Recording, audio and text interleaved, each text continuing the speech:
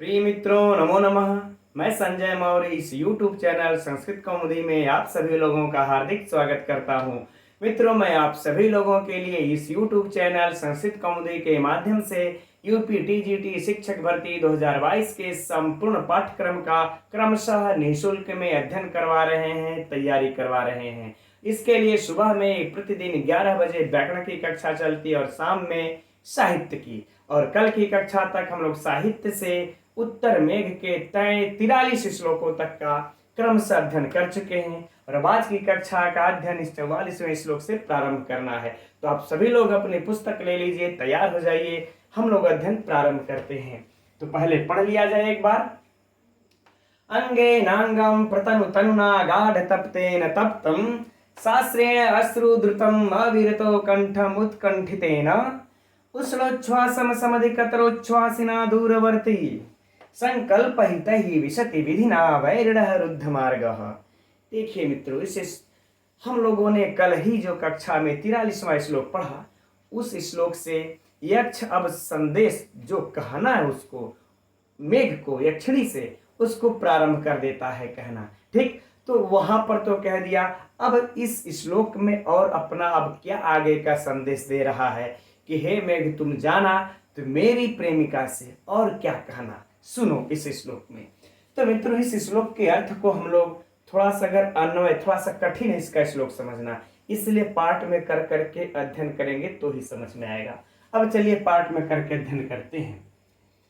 तो पहले हम लोग देखिए यहां से प्रारंभ करते हैं कि विधिना, ठीक, इसको मैं अलग अलग कलर में लिख देता हूं कि विधिना वैरिणा रुद्ध मार्गा दूरवर्ती। ठीक, इससे अध्ययन प्रारंभ करेंगे तो ही समझ में आएगा मित्रों ने। अगर हम यहां से चलेंगे ना तो हौच पौच होकर के आप लोगों के भी दिमाग में रह जाएगा। विधिना वैरिणा, वैरिणा अर्थात मित्रों कह ले विरोधी, वैरिणा अर्थात विरोधी और विधिना अर्थात भाग्य। ठीक, कह रहे हैं कि विरोधी भाग्य के द्वारा, तृतीया है तो विरोधी भाग्य द्वारा, है ना। रुद्ध मार्ग मतलब कि रोके गए मार्ग वाला या अवरुद्ध मार्ग वाला, अवरुद्ध मार्ग वाला। एकदम ध्यान से समझेंगे मित्रों तभी इसका अर्थ समझ में आ पाएगा कि विरोधी भाग्य द्वारा अवरुद्ध मार्ग वाला। ठीक है ना, क्योंकि भाई इसका यक्ष का भाग्य ही विपरीत हो गया था, तभी उसका मार्ग अवरुद्ध हो गया था। मार्ग अवरुद्ध नहीं रहता तो दौड़ के जाकर के अपने प्रिया से मिल के आके फिर रामगिरी पर नहीं आ जाता क्या। ठीक, तो कह रहे हैं कि विरोधी भाग्य द्वारा अवरुद्ध मार्ग वाला, दूरवर्ती अर्थात दूर स्थित, दूर स्थित। ठीक, दूर स्थित। आ गई बातें समझ में। दूर स्थित तुम्हारा सहचर, ते प्रिय, यानी कि वह हम पिछले वाले श्लोक से यूं कह ले अनुवृत्ति ले लेंगे कि तुम्हारा सहचर। तो अब अर्थ क्या हो जाएगा कि भाग्य की विरोधी भाग्य द्वारा अवरुद्ध मार्ग वाला दूर स्थित तुम्हारा सहचर, तुमको जाकर कहना है हे मेघ। ठीक, तुम्हारा सहचर। अब कह रहे हैं क्या, कह रहे हैं कि तनुना, है ना। अब इसको दूसरे रंग से लिखते हैं। तनुना, तनुना अर्थात मित्रों कह ले कृष या फिर कह ले दुबला पतला, है ना। ठीक, कह ले दुबला या दुबला पतला। ठीक, दुबला पतला। और बीच बीच में मित्रों हम लोग छोड़ते जाएंगे, है ना, तभी इसका अर्थ समझ पाएंगे। दुबले पतले और तप्तम अर्थात संतप्त, अर्थात संतप्त। कह रहे हैं कि दुबले पतले और अत्यंत संतप्त या अत्यंत तपे हुए, कुछ भी कह सकते हैं। ठीक, बल्कि हम अत्यंत तपे हुए लिख देते हैं यहां पर, अत्यंत तपे हुए, अत्यंत तपे, अत्यंत तपे। और फिर आगे कहते हैं शास्त्रेण, है ना, शास्त्रेण अर्थात कह रहे हैं कि आंसुओं से युक्त, आंसुओं से युक्त। एकदम सावधान से समझिए मित्रों इसका अर्थ, आंसुओं से युक्त। अब आगे चले आते, इधर छोड़ देते हैं। फिर उत्कंठितेन, उत्कंठितेन अर्थात उत्कंठित, उत्कंठित, है ना। अत्यधिक उत्कंठित भी कह सकते हैं हम लोग, कोई बात नहीं, है ना। अत्यधिक उत्कंठित। और कह रहे हैं कि अत्यधिक ये समधिकतरोच्छ्वासिना, अब इधर इसको भी छोड़ देते हैं, है ना, समधिकतरोच्छ्वासिना अर्थात कह रहे हैं कि अत्यधिक सांस लेने वाले, है ना, अत्यधिक सांस लेने वाले,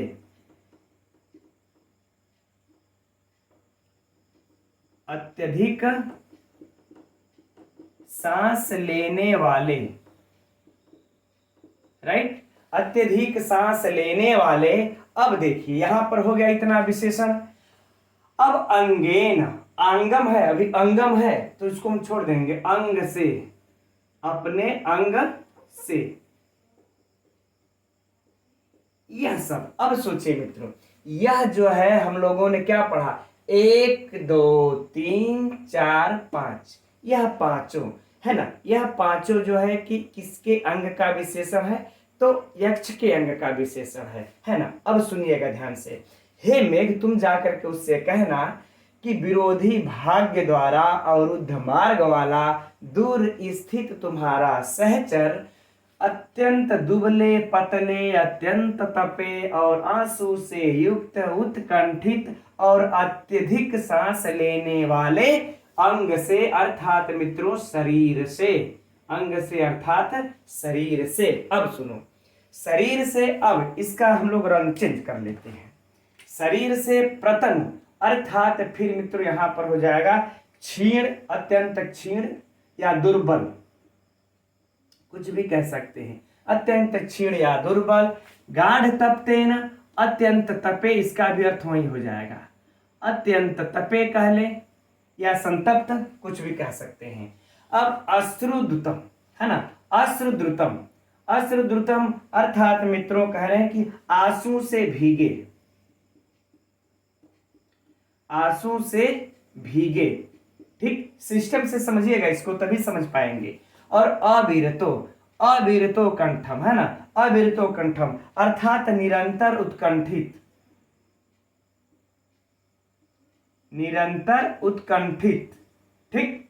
अब आगे कहते हैं यहां उष्णोच्छ्वासम, उष्णोच्छ्वासम अर्थात कह रहे हैं कि गर्म सांसों से युक्त, गर्म उश्वासों से युक्त,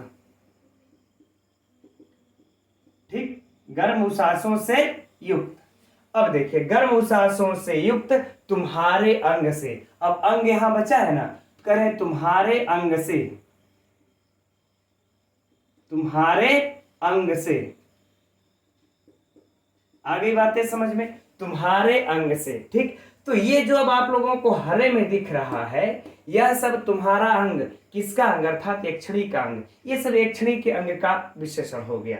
यह थोड़ी सी गहराई है मित्रों, समझते रहिएगा ध्यान से, तुम्हारे अंग से।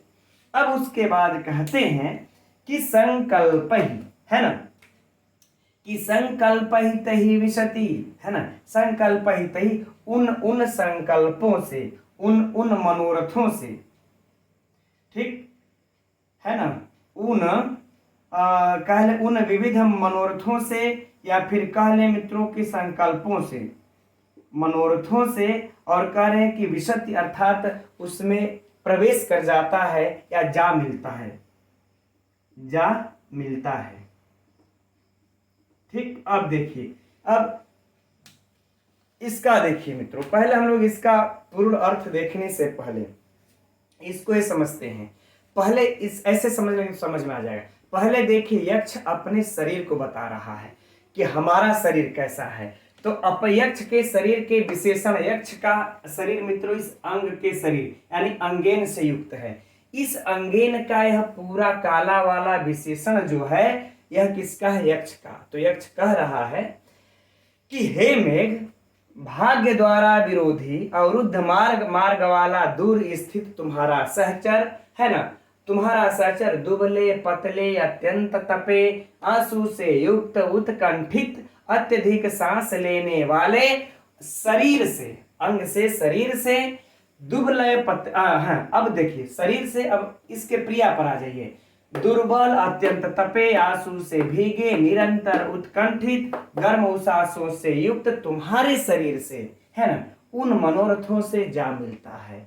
कुछ समझ में आया, नहीं आया, ठीक, क्या हम समझाते हैं, देखिए इस प्रकार से समझिए कि देखिए ये देखिए विरहावस्था जो होती है, तय संकल्प ही को यदि समझ लेंगे तो बाकी सब समझ में आ जाएगा। देखिए विरहावस्था होती है, विरहावस्था में बड़ा ही कष्ट होता है या बड़ा ही दुखदाई होती है। किसके लिए? प्रेमी और प्रेमिकाओं के लिए। और ऐसे में मित्रों जो इसमें इसका एक अलग आनंद भी होता है, यह भी है, दुखदाई तो होती है लेकिन इसका एक अलग आनंद भी होता है। इसके लिए देखिए क्या करता है तय संकल्प ही का अर्थ कि विरही जो होता है, जो प्रेमी होता है, अपना वह तो अलग ही रहता है, संकल्प करता है, कल्पना करता है, और उस कल्पना में क्या आप करता है कि यह सोचता है कि मैं अपनी आंखें बंद करके मैं अपनी प्रेमिका के साथ उसको हम क्या कर रहे हैं, उससे हम मिल रहे हैं, है ना, उसकी गर्म सांसें चल रही है, मैं उसके कुचों को, नितंबों इत्यादि को मैं दबा रहा हूं, उनके साथ हम क्रीड़ा कर रहे हैं, उनके साथ हम चुंबन इत्यादि की प्रक्रिया कर रहे हैं। इस तरह से करते हुए अपने इस मनोरथों को, अपने संकल्पों को उसके मन के साथ, उस प्रिया के साथ अपने उस मन को मिला लेता है, और इसके बाद अपने शरीर को उसके शरीर के साथ मिला करके एक अलग आनंद की अनुभूति का वह अनुमान करता है, प्रतीत करता है, अलग आनंद में वह जीता है। यही देखिए इनका तय संकल्प ही का मतलब है। तो यहाँ पर यक्ष आखिर में कैसे दिन को बिता रहा होगा, कैसे दिन को बिता रहा होगा, यह तो बताना न पड़ेगा। तो वही यक्ष कह रहा है कि देखो हम जो है कैसे हो गए हैं, मेरा शरीर अत्यंत, देखो हे यक्षिणी से कहना जा करके कि मेरा शरीर अत्यंत दुबला पतला हो गया है, अत्यंत तपा हुआ रहता है और आंसू से युक्त रहता है, उत्कंठित रहते हैं तुमसे मिलने के लिए, और अत्यधिक सांस लेने से वो सांस चलती है मेरी, और ऐसे शरीर से हम कल्पना करते हैं, आंखें बंद करके उस मनोरथों में कल्पना करते हैं। कैसा कि तुम कैसी होगी, तो तुम का मोटी ताजी तो रहोगी नहीं, क्योंकि वियोग में हम भी कृश हो रहे हैं तो वियोग में तुम भी कृश होगी। मेरे ही तरह शरीर की तुम्हारी भी समानता होगी, तो तुम्हारी भी कैसी समानता होगी। अब उसके शरीर की कल्पना कर रहा है यक्ष कि मैं कल्पना करता हूं कि तुम्हारे अंग से कैसे, तो अत्यंत दुर्बल, अत्यंत तपे और करे आंसुओं से भीगे तुम दिन रात रोती होगी, और ऐसे आंसुओं से भीगे निरंतर मिलने के लिए मेरे से उत्कंठित गर्म उस आंसुओं से युक्त तुम्हारे इस शरीर से मैं अपने शरीर का क्या करता हूँ, मिलन करता हूँ। ठीक यही कल्पना करते हैं, और यही इसका अर्थ हो जाएगा मित्रों कि उन मनोरथों से जा मिलता है। आगे बातें समझ में भाई। अब वहां रहने के लिए कुछ न कुछ तो सोचना पड़ेगा, तभी न उसका दिन कटेगा। ठीक, तो यही सारी बातें सोच रहा है। आगे बातें समझ में हम समझते हैं, इसका अर्थ पूर्ण हो गया होगा आप लोगों को, अब दोबारा बोलने की आवश्यकता नहीं है। ठीक, तो देखिए अब यहाँ पर जो परीक्षा के लिए प्रश्न होगा मित्रों, थोड़ी सी उसकी चर्चा कर लेते हैं। पहले तो यह बात आ जाएगा कि यह पंक्ति श्लोक उठा करके रख देगा, चाहे एक थे दो थे, कि इसमें किसका वर्णन किया गया है। याद रहे मित्रों, इसमें यक्ष और यक्षिणी दोनों के शरीर का वर्णन किया गया है, दोनों के विरह व्यवस्था, यानी कि दोनों की समान एक अवस्था। जैसे जो हाल दिल का इधर है, जो वही हाल शरीर का उधर है, यानी दिल का उधर है। सेम बातें यहाँ पर कह रहे हैं, यानी समान अवस्था है। तो इसमें यक्ष और यक्षिणी का वर्णन है। दूसरी बात कि यह अगर पूछ दे, ये देखिए अंगेन, इस अंगेन का यह भी विशेषण होगा। ठीक, विशेष विशेषण से प्रश्न दे, इस अंगेन का विशेषण तनुना तप्तम है ना, और ये शास्त्रेण और उत्कंठितेन, और यह अत्यधिक सांस लेने वाले, यह इसका विशेषण हो जाएगा। किसका? अंगेन का। और बाकी जो यह बचा हरे कलर में जो आप लोगों को मित्रों दिख रहा है, यह किसका विशेषण हो जाएगा? इस अंग का विशेषण हो जाएगा। यह अंग का विशेषण ये। तो अगर यहाँ से विशेष विशेषण अगर उठा करके पूछा ना, तो हम बता दे रहे आप लोगों को, बहुत सारे लोग कंफ्यूज हो जाएंगे। अगर पूछ दिया उत्कंठित, यह किसका विशेषण है? अंगेन का, कि अंग का, कि प्रतनु का, कि बैरड़ा का, कि विधिना का, कि फलाना का, कि ढिमका का, तब क्या होगा? कंफ्यूज हो जाएंगे। ठीक, तो एकदम मित्रों इस प्रकार से आप लोग एकदम टिक मार करके, कलर बदल करके पुस्तक में चाहे जहां भी इसको इस तरह से नोट कर लीजिएगा। दूसरी बात है, अब इसमें जो है अगर अलंकार को देखा जाए, तो तो अलंकार को देखा जाए मित्रों तो इसमें दोनों लोगों में काफी समानता होने से सम अलंकार है और इसमें बाकी कुछ नहीं है। ठीक, अब बाकी इसमें से अलग शेष कोई प्रश्न विशिष्ट और बनता नहीं। ठीक, बस अब व्याकरणात्मक टिप्पणियों को थोड़ा सा देख लेते हैं। लेकिन इसके व्याकरणात्मक टिप्पणी में वैसा कुछ विशिष्ट है नहीं मित्रों जो कि परीक्षा के लिए महत्वपूर्ण हो। ठीक है, बाकी जैसे रुद्ध मार्गा देखिए बहुव्रीहि समास, और इधर देखिए उत्कंठित वाला।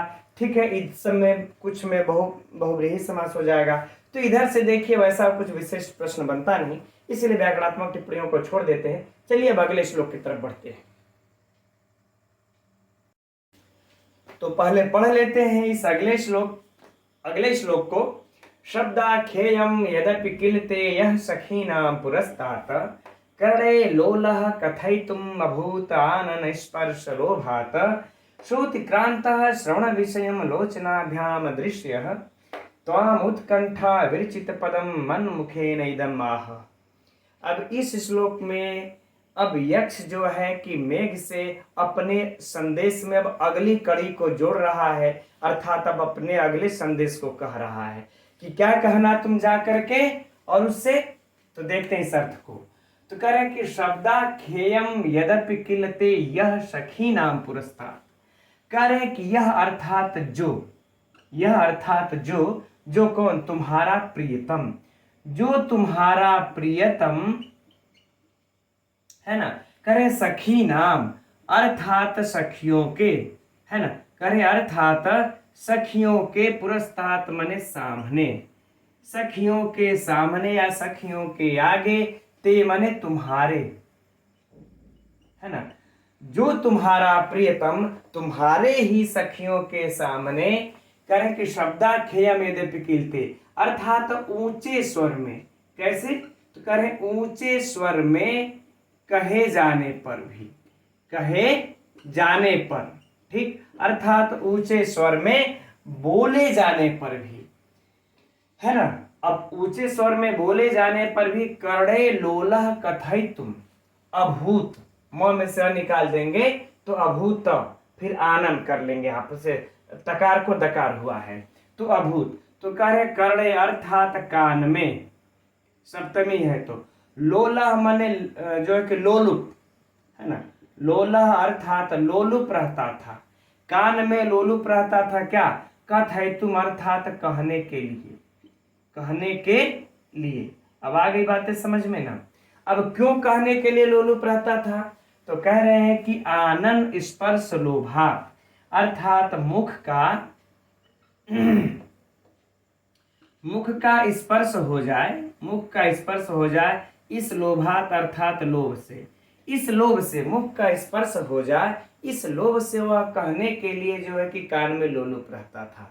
आगे बातें समझ में। अब ऐसे समझिए, जैसे देखिए मान लेते हैं यहाँ पर जो है कि यक्षिणी इत्यादि अन्य भी सखियां हैं। अब इसमें जो है कि एक सखी उसके बहुत जोर से यद्यपि बोलती थी, सामने उसके बोलती थी कि हे यक्षिणी तुम्हारा कुछ गिर गया है, इसको उठा लो, चाहे आओ तुम ये खा लो, कुछ भी बातें जोर से बोली। लेकिन अब इतना उसके जोर से बोलने पर भी वह यक्ष जाता था उस अपने पत्नी अर्थात प्रेमिका अपने यक्षिणी के कान में उसी बात को कहता था। फिर से क्यों कहता था कि जब हम अपने मुख को इसके कान के पास ले जाएंगे तो इसी बहाने इसके मुख का स्पर्श अर्थात हमें इसके मुख का चुंबन प्राप्त हो जाएगा, इस लोभ से। ठीक है ना। अब वही बातें कह रहा है कि हे मेघ तुम जा करके उससे कहना कि जो तुम्हारा प्रियतम सखियों के, तुम्हारे सखियों के सामने ऊंचे स्वर में कहे जाने पर भी, है ना, मुख का स्पर्श के लोभ के कारण तुम्हारे कान में कहने के लिए लोलुप था, है ना, लोलुप वाला। लेकिन अब क्या है, कर अब श्रुतिक्रांतः श्रवण विषयम, अर्थात अब वह श्रवण अर्थात कान के और विषयम मने मार्ग से। ठीक, अब वह कान के मार्ग से क्या है, श्रुतिक्रांता मतलब दूर है, उसको अतिक्रांत कर गया, अर्थात वही तुम्हारा प्रीतम अब तुम्हारे कान के मार्ग से दूर है, क्योंकि अब तो बहुत कुछ तुमसे कहना है लेकिन हम तो तुम्हारे कान तक अब पहुंच ही नहीं पाएंगे। ठीक, अब आगे कह रहे हैं कि लोचनाभ्याम अदृश्य, और सुनो यह तुम्हारा प्रियतम तुम्हारे लोचना अर्थात नेत्रों से क्या है, अदृश्यम अदृश्य है अर्थात दूर है, और तुम्हारे वही तुम्हारा प्रियतम अब तुम्हारे नेत्रों से भी दूर है। लेकिन अब आगे कह रहे हैं कि त्वाम उत्कंठा विरचित पदम, और तुम्हारे, है ना, तुम्हारे उत्कंठा अर्थात मित्रों कह लें कि यहाँ पर उत्कंठा से, है ना, उत्कंठा से रचे गए, उत्कंठा से रचे गए पदम मने पदों को, ठीक, उत्कंठा से रचे गए पदों वाला कह लेते हैं ना, पदों वाला चूंकि विशेषण है ये पदों वाला। देखिए मन मुखे न, फिर मुखे न अब जब कर देंगे तो यहाँ पे क्या हो जाएगा मित्रों, इदम, ईद निकाल देंगे, अ और ई का यहाँ पे गुण संधि हो गई है, ठीक है ना। ठीक, तो मन मुखे न, तो न को यहाँ न में आकार का और इदम का इकार का गुण संधि होकर के हो गया, तो इदम मन यह मित्रों क्या हो जाएगा, संदेश। ठीक, आगे बातें समझ में, यही इसी इदम का यह विशेषण है कि उत्कंठा से रचे गए पदों वाला यह संदेश मन मुखेन अर्थात मम अर्थात मेरे, मुखेन मने मुख से, कहे कि मेरे मुख से, आहा मने कह रहा है ना, मेरे मुख से कह रहा है, तुमसे कह रहा है।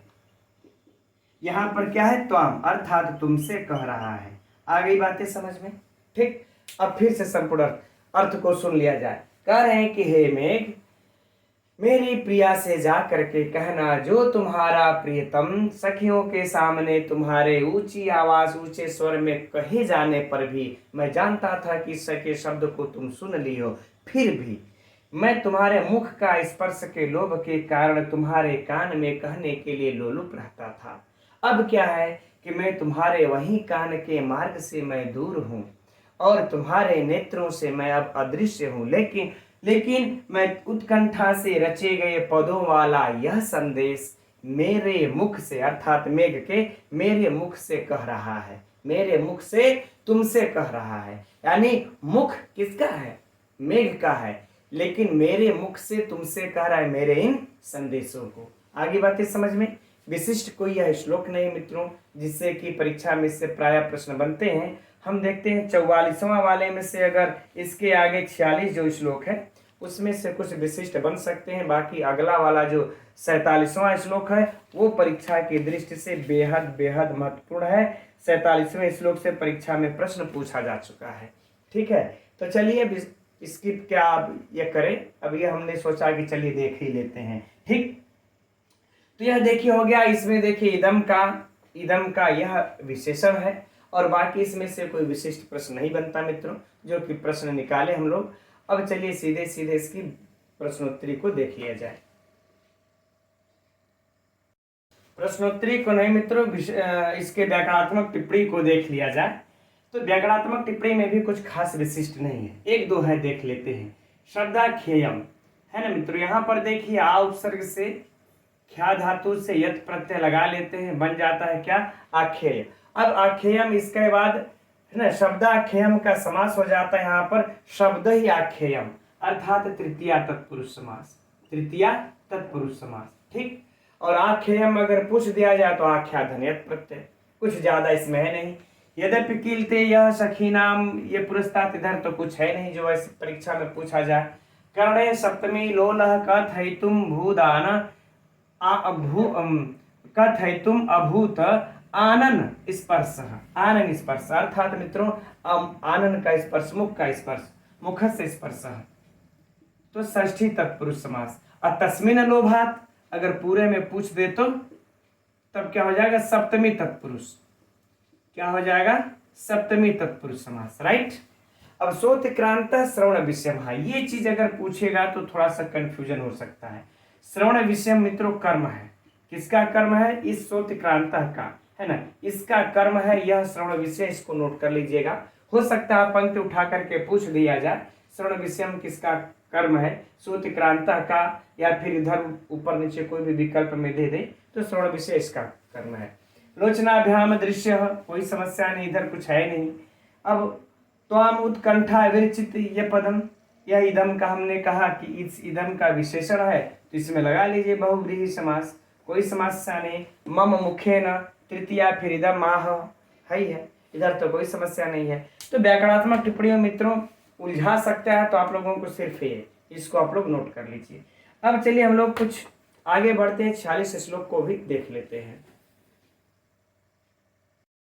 तो अब देखते हैं इस 46वें श्लोक को। श्यामा सुवंगम चकित हरिणी प्रेक्षणे दृष्टिपातम वक्त्रच्छायाम शशिनी शिखिनाम बलह भारे सुकेशान उत्पश्यामि प्रतनोषु नदी वीचिषु भ्रुविलासान् हंत एकस्मिन् क्वचिदपि न ते चंडे सादृश्यमस्ति।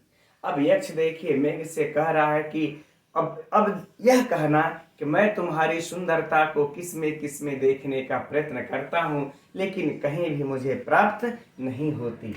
ठीक, यह कुछ इसमें से इस श्लोक में से प्रश्न बन सकते हैं मित्रों, इसलिए इसको हम लोग थोड़ा सा ध्यान से देखेंगे, बस ज्यादा नहीं। श्यामासु अंगम, श्यामासु अर्थात मित्रों प्रियंगु है ना, प्रियंगु लताओं में, ठीक याद रहे प्रियंगु लता है ना, तो प्रियंगु लताओं में किसके, तो करे स्वंगम अर्थात शरीर को है ना, करे प्रियंगु लताओं में मैं तुम्हारे शरीर को देखता हूं।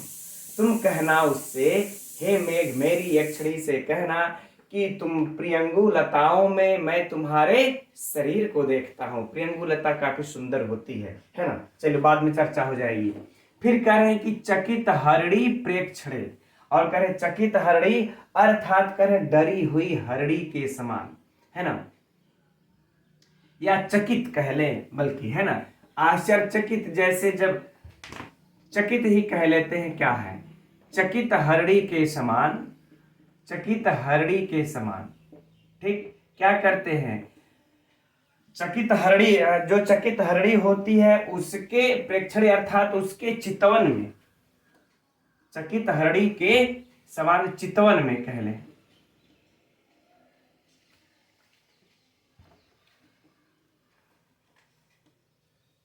चितवन के जगह बल्कि हम लोग अवलोकन कर लेंगे तो बेहतर होगा, अवलोकन में है ना, चकित हरड़ी के अवलोकन में, जैसे हरड़ियां आश्चर्यचकित होकर के डर करके है ना इधर उधर देखती हैं, चितवन कटाक्ष जो डालती हैं, कह उनके में हम क्या डाल देखते हैं, दृष्टिपातम, तुम्हारे दृष्टिपात, दृष्टि को डालना अर्थात चितवन को देखते हैं।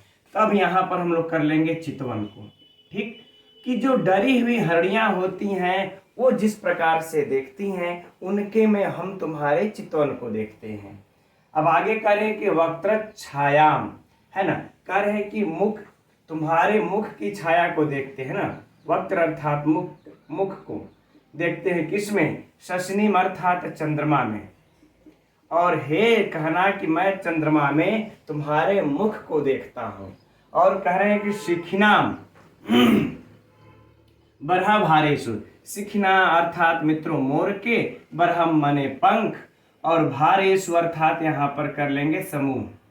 ठीक है ना, पंख का भार अर्थात पंख के समूह में, और मोरों के पंख के समूह में केशान, मैं तुम्हारे केश को देखता हूं अर्थात बालों को देखता हूं। अब आगे कर रहे हैं उत्पश्यामी, मतलब देखता हूं, आकलन करता हूं, अनुमान करता हूं, उत्प्रेक्षा करता हूं। ठीक, कुछ भी कह सकते हैं। प्रतनुषु, प्रतनुषु मतलब अत्यंत कृश, पतली, छोटी, हम लोग अर्थ लगा लेते हैं यहाँ पर मित्रों छोटी। अब है कि नदी वीचीषु है ना, नदी वीचीषु अर्थात नदियों के तरंगों में है ना, नदियों के तरंगों में, राइट, कर छोटी नदियों के तरंगों में भ्रूविलासान, किसको देखते हैं, तुम्हारे भ्रू विलासों को देखते हैं, भ्रू विलासों को देखते हैं। आगे बातें समझ में। ठीक, अब कह रहे हैं लेकिन हंत, हंत मतलब खेद है, यह अव्यय है, खेद सूचक, दुख सूचक है ना, कह रहे हैं कि खेद है। एक अस्मिन, यहाँ पर दीर्घ संधि वृद्धि संधि हो गई है ना, हंत फिर एक अस्मिन ऐ हो गया, एक अस्मिन क्वचिदपि, कह रहे हैं किसी एक में भी नहीं, है ना, कह रहे खेद है किसी एक में भी नहीं, किसी एक में भी ना यहां पर है तो नहीं। ठीक, ते माने तुम्हारे, ते अर्थात तुम्हारे, चंडी माने हे चंडी, हे कोप करने वाली अर्थात हे यक्षिणी। ठीक, हे प्रिय कर लेते हैं बल्कि अच्छा लगेगा, हे प्रिय, है ना। सादृश्यम अस्ति, समानता, समानता है, अस्ति माने है, और यहां पर ना भैया है तो नहीं है, समानता नहीं है। ठीक, अब तो हम समझ रहे हैं, सरल सा श्लोक है, आप लोगों को स्पष्ट हो गया होगा। देखिए अब प्रियंगु लताएं हैं, करे इस प्रियंगु लताओं में करे तुम्हारे मैं शरीर की कल्पना करता हूं, कि जो प्रियंगु लता है उसको देख करके सोचता हूं यह तुम्हारी शरीर है, उस समझ करके हम देखता हूं। और चकित हरणी के अवलोकन में मैं तुम्हारे चितवन को देखता हूं, और कह रहे कि मैं तुम्हारे मुख में चंद्रमा को देखता हूं, और जो मोरों के पंखों का समूह होता है मैं उसमें तुम्हारे केश को देखता हूं। ठीक, और कह रहे हैं कि जो छोटी नदियों के तरंगों में मैं तुम्हारे भ्रू विलासों की उत्पश्यामी मतलब उत्प्रेक्षा करता हूं, कल्पना करता हूं, लेकिन दुख है ऐस किसी एक में भी, हे प्रिय, किसी एक में भी तुम्हारे रूप की समानता नहीं है। आगे बातें समझ में, किसी एक में भी तुम्हारे रूप की समानता नहीं है। ठीक, तो जा करके कहना हे मेघ, जा करके तुम कहना कि प्रियंगु लताओं में शरीर की, चकित हरणी के अवलोकन में चितवन की, मुख में, और मुख में जो है कि चंद्रमा में मुख की, मोर के पंख के समूह में तुम्हारे केश की, और छोटी नदियों के तरंगों में भ्रू विलासों की मैं उत्पश्यामी कल्पना करता हूँ, उत्प्रेक्षा करता हूँ, लेकिन हे प्रिय दुख है, दुख है हे प्रिय, किसी एक में भी तुम्हारे रूप की समानता नहीं है। मैं क्या करूं, किससे देखूं, कहां जाऊं, कैसे मन को बहलाऊं अपने, ऐसी उनकी कहने का भावार्थ है। ठीक, अब देखिए इसमें से जो प्रश्न पूछा जाएगा मित्रों, है ना, तो ये कितने की कल्पना कर रहा है। देखिए यहाँ पर एक शरीर में, एक शरीर की कल्पना किया, दूसरा चितवन की, तीसरा मुख की किया, है ना, और चौथा किया है केश की, और पांचवा किया है भ्रू विलासों की, है ना। अब यह पांचों से 5 प्रश्न आप लोगों के हो जाएंगे, एकदम इसको नोट कर लीजिए, लिख लीजिए। ठीक, कि यह यक्ष यक्षिणी के शरीर की कल्पना किसमें करता है ना, लता में जो है कि उसके, हरिणी में, चंद्रमा में, इस प्रकार से, तो ये तो पकड़ लेंगे लता में। लेकिन अगर ऐसे प्रश्न पूछ दिया कि मैं यक्ष यक्षिणी के शरीर की कल्पना किस लता में करता है, प्रियंगु लता में, है ना, या फिर जो है कि अन्य लताओं में, अन्य लता का 4-5 नाम अब ये दे देगा, ठीक है, उस लताओं में, तो किस लता में करता है मित्रों, यह ध्यान ये देना होगा। तो प्रियंगु लता के, ये प्रियंगु लताओं में उसके शरीर की कल्पना करता है। और यह श्यामासु यानी कि श्याम, यह भी याद कर लेना मित्रों की श्यामासु ने प्रियंगु लता होती है, प्रियंगु लता होती है, एकदम यह बड़ा ही महत्वपूर्ण प्रश्न, एकदम नोट कर लीजिएगा।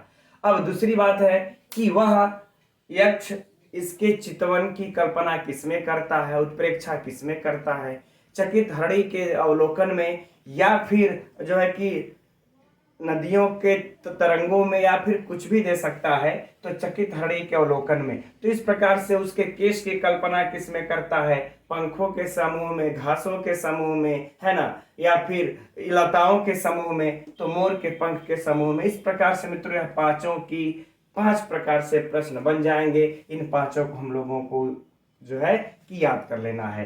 अब आगे इसमें अगर देखा जाए निचली पंक्ति में, तो इसमें से क्या प्रश्न बन सकता है, ये तो बड़ा ही महत्वपूर्ण है ऊपर का मित्र, लेकिन नीचे वाले में है कि यक्ष को किसकी समानता उसे किसमें किसी में प्राप्त होती है या नहीं। तो सीधे सीधे बात है ये मित्रों यहाँ पर कि यक्षिणी की समानता उसको किसी में भी प्राप्त नहीं होती। प्रश्न मान लेते ऐसे पूछे कि यक्ष को यक्षिणी की समानता किसमें प्राप्त होती है ना, प्रियंगु लताओं में, चंद्रमा में, मोर पंख के समूह में, उपरोक्त में से किसी में भी नहीं। तो इसका अर्थ हो जाएगा मित्रों, प्रश्न उत्तर हो जाएगा कि उसकी समानता किसी में भी प्राप्त नहीं होती। ठीक, चलिए अब आगे बढ़ते हैं हम लोग और देखते हैं इसके व्याकरणात्मक टिप्पणियों को। कुछ बहुत ज्यादा तो नहीं मित्रों, लेकिन एक दो इसकी व्याकरणात्मक टिप्पणियां महत्वपूर्ण हैं। तो देखते हैं। श्यामा स्वंगम, कोई समस्या नहीं यहाँ पर।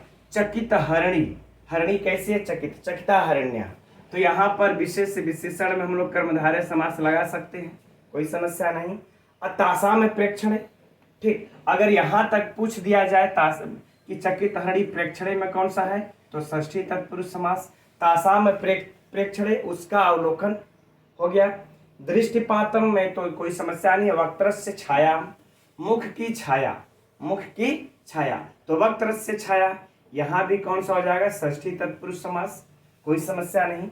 ससनी, चंद्रमा सिख नाम बरहा, ये भारेशु सप्तमी एक वचन, इधर तो कोई समस्या ही नहीं है। उत्पश्यामी, यहाँ भी कोई समस्या नहीं। प्रतनुषु नदी वीचिषु भ्रू भ्रू विलासान हंत, ये चीज नोट कर लीजिएगा, यह अव्यय है। और जो है कि यह विषाद सूचक कह ले और चाहे कह ले कि खेद सूचक अव्यय है, ठीक। या यहाँ पर किस रूप में प्रयुक्त हुआ है, तो विषाद सूचक चाहे खेद सूचक, जैसा ऑप्शन रहेगा देख लीजिएगा। अब एक अस्मिन क्वचिदपि न ते, ये चंडी, ये आप लोगों का इस श्लोक का सबसे अत्यंत महत्वपूर्ण, सबसे ज्यादा महत्वपूर्ण व्याकरणात्मक टिप्पणी है ना। यहाँ पर देखिए चंड से गिंस प्रत्यय हुआ है। कौन सा हुआ? चंड से गिंस प्रत्यय, चंड से नीस प्रत्यय। अगर कोई इसमें पूछ दिया जाए कौन सा प्रत्यय है, तो गिंस प्रत्यय है, राइट। और यदि यह पूछ दिया जाए कि किस सूत्र से हुआ है, तो एकदम मित्रों नोट कर लीजिए, सिद्ध गौरादिभ्यश्च, है ना, सिद्ध गौरादिभ्यश्च सूत्र से हुआ है। तो ये वाला हम सबसे ज्यादा महत्वपूर्ण प्रतीत है कि चंडी में, और ये शायद पूछ भी चुका है कि चंडी में कौन सा प्रत्यय, गीप गिस गिन, कंफ्यूजन बना ही रहता है ना। तो इसमें गिस प्रत्यय और किससे, तो करें सिद्ध गौरादिभ्यश्च सूत्र से है, राइट। और बाकी तो हम समझ रहे हैं हवा हवाई है, कोई भी आएगा तो बचेगा नहीं। अभी एक एक के प्रश्न ही मित्रों हम लोगों को इकट्ठा करने हैं इधर, ठीक है। आज की कक्षा में वो दोनों श्लोक तो बहुत ज्यादा महत्वपूर्ण नहीं थे, लेकिन ये कुछ महत्वपूर्ण है। लेकिन अब इसके आगे का जो 47वां श्लोक, ये 46 था, कल से जो 47वां श्लोक का अध्ययन ये करना है, उसमें उसका जो है कि मित्रों श्लोक स्पष्ट है, तो वो महत्वपूर्ण है। तो आमा लिख्यम वाला श्लोक वो अत्यंत महत्वपूर्ण है, इसलिए कल की भी कक्षा आप लोग लेना भूलिएगा मत, ठीक है। तो आज की कक्षा के लिए इतना ही रहने देते मित्रों। अब कल फिर मिलेंगे 7:30 बजे, और उत्तर मेघ को क्रमशः 1-2 दिन और लगेगा, इसको समाप्त कर लेते हैं। तब तक के लिए मित्रों नमो नमः।